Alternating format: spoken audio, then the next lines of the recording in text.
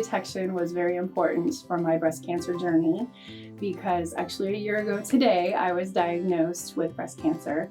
I went in for just a regular mammogram and didn't think too much about it because I'd had mammograms, and starting at 40, I'm 48 now, and 47 at diagnosis, and I knew that it was important to do. I really didn't have a history. There were no reasons for me to think I might have any kind of cancer, and I just felt like it was important though to do the screenings. And I went in, and I'd had follow-ups before because I had a lot of density, and sometimes they had to do ultrasounds for that.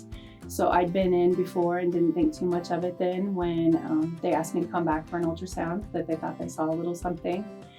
And then it kind of went from there. I didn't know of any family history. I had a great aunt, but really that wouldn't have made much difference, which is what I found out from genetics.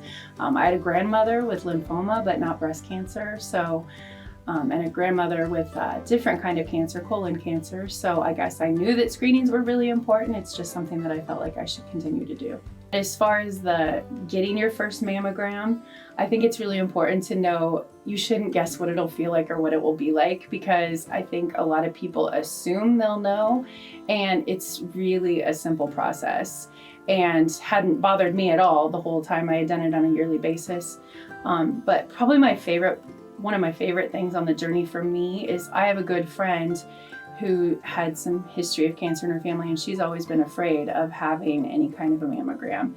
And she told me right after the diagnosis that she had scheduled hers, and she went in and got hers. And then she said, of course, that was so easy. Why did I wait? So I thought that was great that she'd gone in and done that, and it was good for her. I think it's really interesting too, in talking with people, how many people have had biopsies and probably just don't talk about it. So mammograms really do catch things quite early.